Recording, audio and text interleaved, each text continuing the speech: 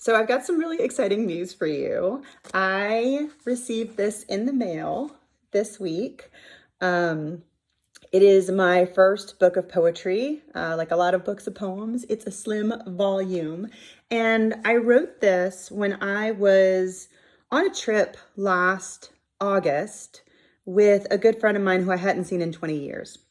We had met when we were in a really vulnerable time in Greece and reconnected over the pandemic and just decided, you know what, we're going to make some time to be together. And so I took 2 weeks and I drove up.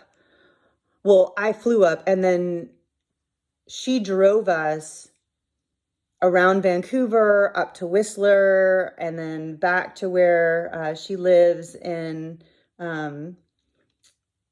this really beautiful mountain valley. And as we were going, I had taken some time off of work, so I was keeping a visual journal of things that were happening in my life and that I was kind of processing and working through. And some of those became truly Christy blogs, and other things were just kind of my private thoughts or variations on the themes of the conversations that Nikki and I were having as we were reconnecting and finding, oh my gosh, we really do have this incredible deep connection and are incredibly important to each other. And while we were on this trip, I got a notice about a poetry competition. So the competition challenged you to create and submit a poem every day for 21 days. And at the end of the competition, they would choose some books to be published as chapbooks, which were kind of just like a small folio of poetry. And I accepted the challenge. And so while I was with Nikki, I wrote a long form poem every day. I had a lot of time to work on it. And some of these poems felt like they could be songs to me, which was exciting because I had taken a songwriting class, but I hadn't put music chords to my songs. And I had been playing guitar and other people's songs forever, as long as I can remember. And so when I submitted it, I called it Sketches and Songs, thinking of, because I had filled out the longer form poems that I had written when I was kind of unmoored from my daily life.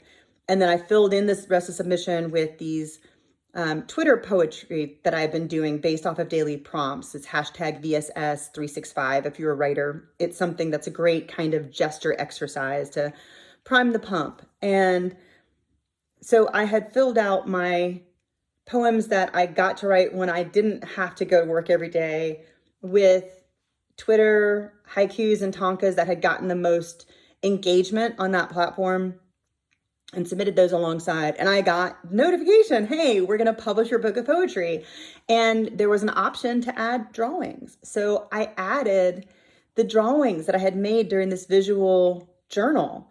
And this book is called Sketches and Songs, Observations from the Edge of Love, because at the time I was newly divorced. I hadn't yet been divorced for a full year, and I had been dating again, men and women, and not really connecting with anyone, and was kind of in a place where I wasn't sure if I needed to just figure out a way to be without, if that's what my path was going to be, or if there was love waiting for me on the horizon. And it just kind of felt like I was on the outside looking in.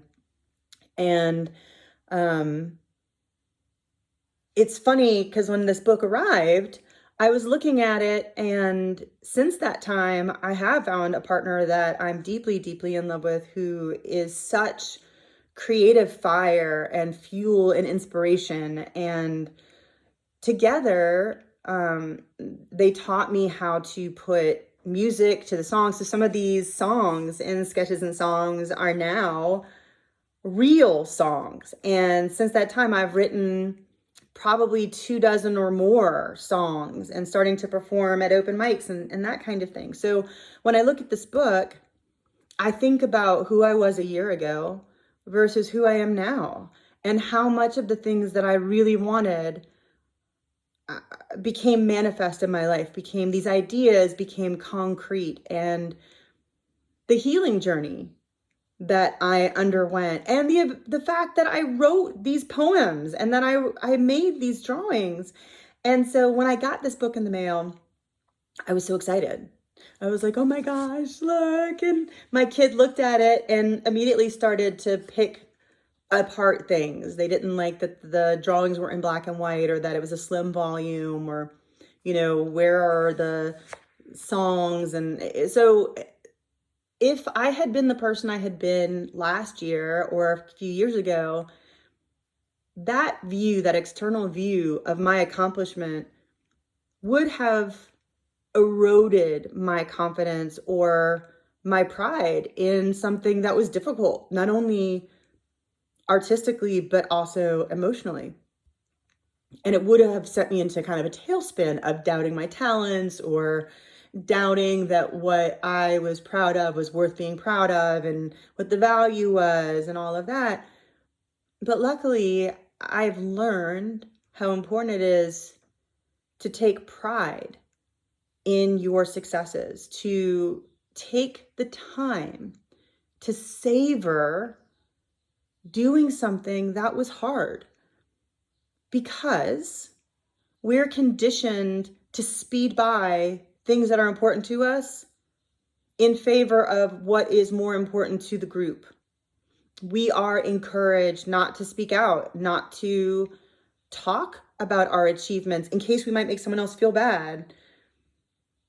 And that's one way to control us. That is a form of social conditioning that makes us more pliable and more insecure and easier to influence.